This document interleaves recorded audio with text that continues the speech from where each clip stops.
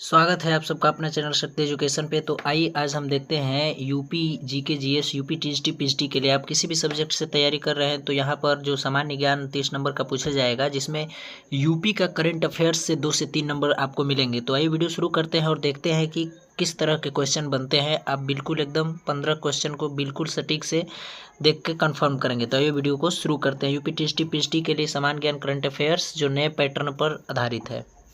तो ये वीडियो को शुरू करते हैं। पहला प्रश्न देखते हैं। यहाँ पर देखिए जो प्रश्न ये कह रहा है यहाँ पर कि उत्तर प्रदेश के किस ऐतिहासिक शहर को राज्य का पहला सोलर सिटी यानी सोलर सिटी के रूप में विकसित किया जा रहा है? वाराणसी को, मथुरा को, अयोध्या को या प्रयागराज को?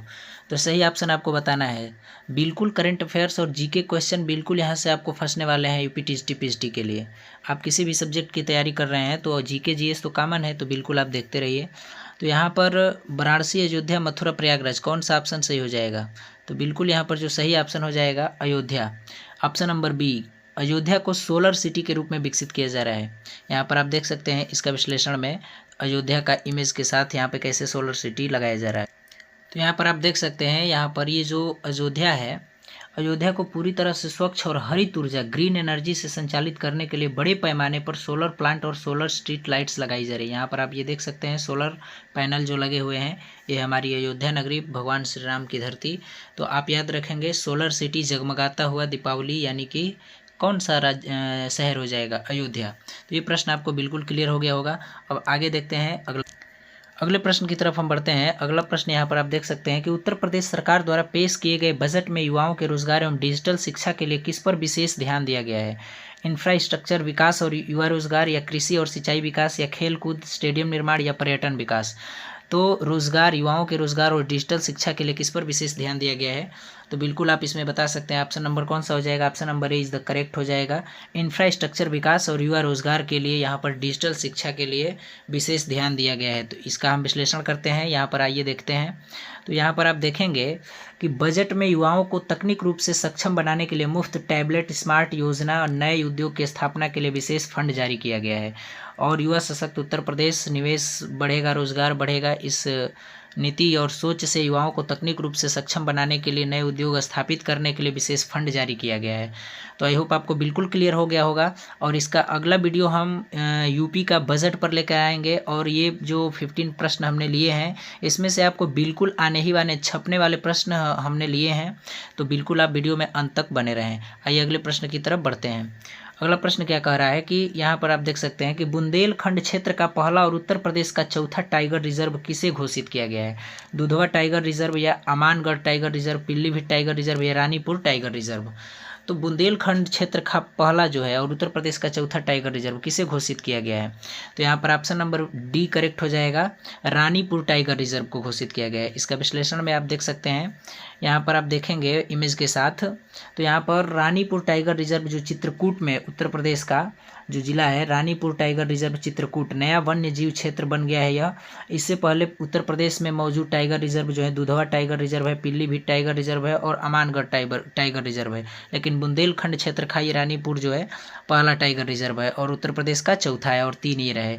यह नया टाइगर रिजर्व वन्य जीव संरक्षण के लिए, पर्यावरण संतुलन के लिए एक उपलब्धि है। तो आप इमेज में यह देख सकते हैं, रानीपुर टाइगर रिजर्व चित्रकूट। अगला प्रश्न की तरफ हम बढ़ते हैं। अगला प्रश्न क्या कह रहा है? अगला प्रश्न ये कि उत्तर प्रदेश का एकमात्र राष्ट्रीय उद्यान नेशनल पार्क कौन सा है और किस जिले में स्थित है? बिल्कुल यहाँ से क्वेश्चन, बिल्कुल यह क्वेश्चन आने योग्य है और हो सकता है कि यह प्रश्न आए। तो कौन सा उत्तर प्रदेश का एकमात्र राष्ट्रीय उद्यान है और किस जिले में? जिम कॉर्बेट नेशनल पार्क यानी राष्ट्रीय उद्यान, कान्हा राष्ट्रीय उद्यान, दुधवा राष्ट्रीय उद्यान, या गिर राष्ट्रीय उद्यान? तो अब आपको बताना है कि यह कहाँ है।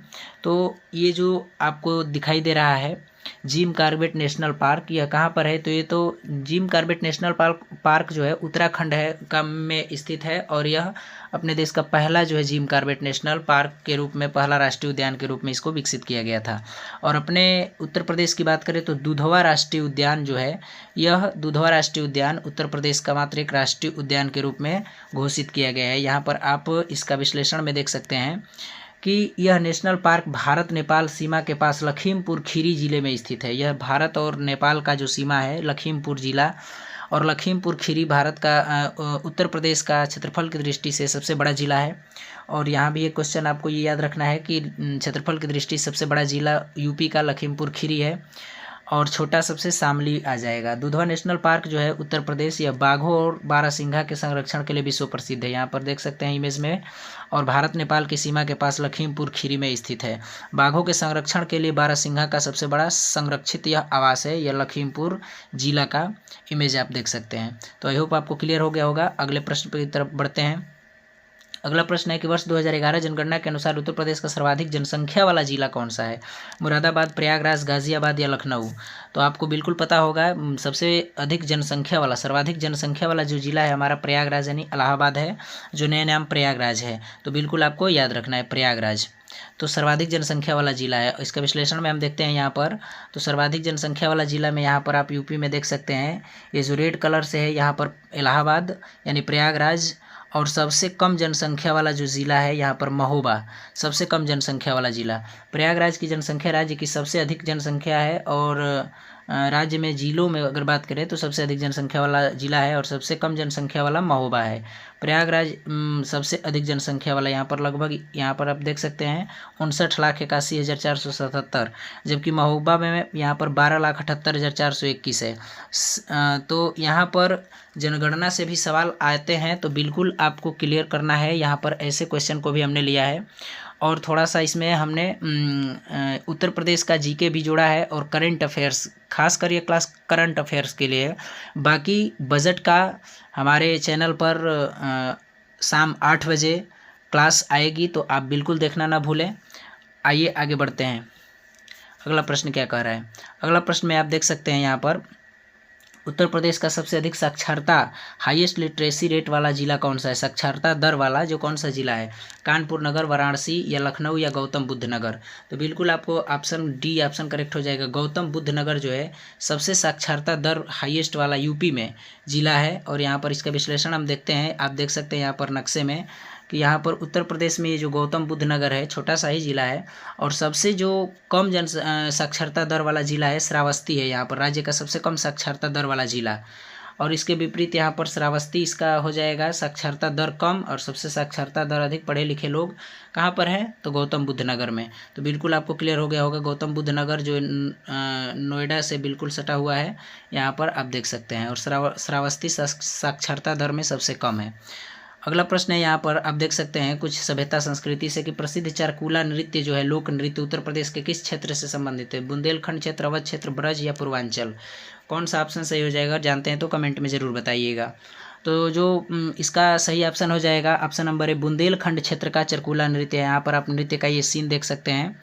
यहाँ पर आपको विश्लेषण में हम बताते हैं कि यहाँ पर क्या होता है, क्या ये नृत्य किस तरह से किया जाता है। तो चारकूला नृत्य जो है, नृत्य में महिला कलाकार अपने सिर पर रथ का पहिया लेकर दीपक जला करके नृत्य करती हैं। यहाँ पर आप देख सकते हैं, ये रथ का पहिया पर महिला डांस करती है। उत्तर प्रदेश की कला और संस्कृति का सबसे ये महत्वपूर्ण प्रश्न है, और ये बहुत बार अन्य कॉम्पिटेटिव एग्ज़ामों में जो यूपी के एग्ज़ाम्स होते हैं, वो चाहे पीसीएस लेवल तक के हों या अधिकारी रैंक वाले जो भी एग्ज़ाम होते हैं, सब में यह क्वेश्चन पूछा जाता है।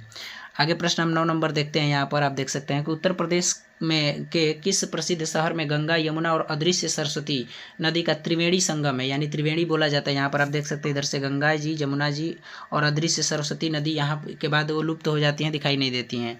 तो यहाँ पर वाराणसी, प्रयागराज, हरिद्वार, कानपुर, सबको पता होगा, सभी लोग ने स्नान करने भी गया होगा यहाँ पर कुंभ में। तो प्रयागराज में ये संगम है, संगम नगरी के नाम से भी जाना जाता है। तो त्रिवेणी संगम यहाँ पर स्थित है, सबको पता होगा। आइए चलते हैं, आगे बढ़ते हैं। यहाँ पर व्याख्या में आप देख सकते हैं कि यहाँ पर प्रयागराज में मिलन होता है, जहाँ पर 12 वर्ष में महाकुंभ का माघ में मेला लगता है, ठंडी के महीने में। गंगा नदी, यहाँ पर सरस्वती नदी अदृश्य हो जाती है, यमुना नदी, ये संगम है। और पानी बिल्कुल आप वहाँ पर जाएंगे या गए होंगे तो आप देख सकते हैं अलग अलग दिखता है। आगे बढ़ते हैं। अगला प्रश्न क्या कह रहा है? अगला प्रश्न हम देखते हैं यहाँ पर कि उत्तर प्रदेश की प्रसिद्ध ओडीओपी योजना के तहत पीतल के बर्तन के उद्योग के लिए कौन सा शहर जाना जाता है? अलीगढ़, फिरोजाबाद, मुरादाबाद या खुर्जा? तो पीतल नगरी के नाम से पीतल बर्तन के लिए बहुत प्रसिद्ध वो जिला है, कौन सा है यूपी का? तो बी ऑप्शन मुरादाबाद हो जाएगा। यानी कि मुरादाबाद, जैसे आप याद रख सकते हैं कि पीतल के बर्तन में बिरयानी खाई, यानी कि बिरयानी के लिए मुरादाबाद फेमस है, और मुरादाबाद में यहाँ पर पीतल नगरी इसको कहा जाता है, पीतल के बर्तन के लिए बहुत फेमस है। तो पीतल नगरी मुरादाबाद को कहा जाता है, तो बिल्कुल आपको याद रखना है। अगला यहाँ पर आप देख सकते हैं विश्लेषण में कि मुरादाबाद को पीतल की नगरी, यहाँ पर बहुत सुंदर सुंदर पीतल के डिज़ाइनदार बर्तन, बहुत सारे आइटम्स यहाँ पर बनाए जाते हैं बर्तनों में। तो यह जिले का पारंपरिक स्थानीय हस्तशिल्प कला को बढ़ावा देने के लिए कारीगरों को रोजगार और वैश्विक पहचान दिलाता है। पीतल नगरी के नाम से जाना जाता है। अगले हम प्रश्न की तरफ बढ़ते हैं। अगला प्रश्न 11 नंबर क्या कह रहा है कि उत्तर प्रदेश का राजकीय पशु और राजकीय पक्षी और क्रमशः क्या है। ये तो यहाँ से बिल्कुल क्वेश्चन हमेशा आते हैं। तो यहाँ पर आप देख सकते हैं बाघ और मोर की, गाय और तोता, बारहसिंघा और सारस यानी क्रेन जिसको बोला जाता है, यानी चीता और कोयल क्या है। तो आपको ध्यान रखना है उत्तर प्रदेश में राजकीय पशु पक्षी पूछा जा रहा है। इंटरनेशनल यानी कि भारत का राष्ट्रीय पशु पक्षी अलग होते हैं और हर राज्य का अपना पशु पक्षी फल फूल अलग होता है। तो यहाँ पर आपको बिल्कुल ध्यान रखना है। यहाँ पर इमेज में आप देख सकते हैं बारहसिंघा और सारस, यानी कि बारहसिंघा और सारस, बारहसिंघा पशु और सारस जो है पक्षी, राजकीय पक्षी है उत्तर प्रदेश का। तो बिल्कुल आपको याद रखना है। और यहाँ पर इसका विश्लेषण में हम देख सकते हैं, यहाँ पर आप देख सकते हैं कि अगर राजकीय फूल की बात करें तो पलाश का फूल होता है। यहाँ पर फूल का इमेज देख सकते हो, यूपी का राजकीय फूल। इसी तरह बिहार सटा हुआ है, तो बिहार में जो राजकीय फूल होता है वहाँ का गेंदे का फूल होता है, मैरीगोल्ड। तो बिल्कुल आप देख सकते हैं। अगर बीपीएससी की भी तैयारी कर रहे हैं तो हमने बीपीएससी पर भी 2 से 3 क्लास जो डिस्क्रिप्शन में लिंक दिया है। बिहार का भौगोलिक जीके आप देख सकते हैं, ऐतिहासिक और भौगोलिक अलग अलग क्लासें हैं, शॉर्ट में आप बिल्कुल देख सकते हैं। यहाँ पर राजकीय वृक्ष की बात करें तो अपने राज्य का वृक्ष जो है राजकीय वृक्ष अशोक का पेड़ है, और पक्षी में सारस है और पशु में बारहसिंघा है। तो बिल्कुल आपको ये भूलना नहीं है, यहाँ से कोई भी एक क्वेश्चन आ सकता है। अगला प्रश्न है 12 नंबर की उत्तर प्रदेश की सबसे पहली और पुरानी वन्य जीव अभ्यारण्य चंद्रप्रभा किस जिले में स्थित है। लखीमपुर खीरी, मिर्ज़ापुर, चंदौली, सोनभद्र। तो किस जिले में स्थित है यहाँ पर वन्य जीव अभ्यारण्य जिसका नाम है चंद्रप्रभा वन्य जीव अभ्यारण्य। तो सही ऑप्शन बी हो जाएगा चंदौली। क्या हो जाएगा? चंदौली में चंद्रप्रभा वन्य जीव अभ्यारण्य स्थित है। तो ट्रिक से आप याद कर सकते हैं चंद्रप्रभा चंदौली, चंद्रप्रभा चंदौली, चंद्रप्रभा चंदौली, इस तरह से आप कनेक्शन बना सकते हैं। आइए अगले प्रश्न की तरफ बढ़ते हैं। तो अगला प्रश्न क्या कह रहा है यहाँ पर हम देखते हैं। अगला प्रश्न यहाँ पर 13 नंबर क्या कह रहा है कि 13 नंबर में प्रश्न ये कह रहा है कि उत्तर प्रदेश में देश की सबसे बड़ी और अत्याधुनिक इंटरनेशनल फिल्म सिटी कहाँ विकसित की जा रही है। यहाँ पर ऑप्शन है लखनऊ, कानपुर, नोएडा या गोरखपुर। तो उत्तर प्रदेश में विश्व स्तर की इंटरनेशनल फिल्म सिटी जो है बहुत बढ़िया बनाया गया है योगी आदित्यनाथ द्वारा। तो कहाँ कौन से ज़िले में स्थित है। तो यहाँ पर बिल्कुल आप देख सकते हैं, थोड़ा सा ये ऑप्शन में थोड़ा सा हमको डाउट लग रहा है क्योंकि वहाँ पर जो गौतम बुद्ध नगर है उसी के पास में सटा हुआ है। तो नोएडा, अगर ऑप्शन में नोएडा आता है तो नोएडा मार सकते हैं, नहीं तो गौतम बुद्ध नगर होगा तो गौतम बुद्ध नगर मार सकते हैं। यहाँ पर आप देख सकते हैं इसका विश्लेषण में कि जो यह विश्व स्तरीय फिल्म सिटी है, यहाँ पर यमुना एक्सप्रेसवे के किनारे सेक्टर 21 गौतम बुद्ध नगर जो बिल्कुल नोएडा सटा हुआ है उसका निर्माण किया जा रहा है। कला, सिनेमा और रोजगार को भारी बढ़ावा मिलेगा। बहुत बढ़िया यहाँ पर कार्य किया जा रहा है फिल्मी जगत के लिए। तो कला, सिनेमा और रोजगार का नया केंद्र स्थापित यहाँ पर सेक्टर 21 यमुना एक्सप्रेसवे के पास गौतम बुद्ध नगर नोएडा में। तो यहाँ पर नोएडा ही ऑप्शन में मिल सकता है या गौतम बुद्ध नगर, दोनों में कोई एक मिलेगा आपको। आगे प्रश्न देखते हैं 14 नंबर यहाँ पर क्या कह रहा है। तो उत्तर प्रदेश का कौन सा ऐसा एक्सप्रेसवे है जो राज्य के पश्चिमी हिस्से मेरठ और पूर्वी हिस्से प्रयागराज से जोड़ता है और सबसे लंबा है। Yamuna expressway, Ganga expressway, Purvanchal expressway, Bundelkhand expressway. यहाँ पर आप देख सकते हैं ये प्रयागराज से मेरठ यानी कि पूर्वी से पश्चिमी हिस्से को जोड़ने का सबसे लंबा यूपी का एक्सप्रेसवे है यह। तो इसका नाम क्या है। तो बिल्कुल सही ऑप्शन क्या हो जाएगा, सी ऑप्शन, गंगा एक्सप्रेसवे। कौन सा एक्सप्रेसवे है, गंगा एक्सप्रेसवे है। यहाँ पर आप इसका विश्लेषण में देख सकते हैं। यहाँ पर गंगा एक्सप्रेसवे जो है उत्तर प्रदेश का सबसे बड़ा इंफ्रास्ट्रक्चर प्रोजेक्ट है गंगा एक्सप्रेसवे। रूट मैप में यहाँ पर आप देख सकते हैं, यहाँ पर प्रतापगढ़, रायबरेली, उन्नाव, हरदोई, बदायूं, संभल, अमरोहा, बुलंदशहर, हापुड़ और मेरठ यानी कि पूरब से पश्चिम की तरफ बिल्कुल ये जोड़ने का काम करता है यहाँ पर 12 जिलों को। और यह जो है राज्य का सबसे बड़ा इंफ्रास्ट्रक्चर प्रोजेक्ट के रूप में लॉन्च किया गया है। तो बिल्कुल आई होप आपको क्लियर हो गया होगा।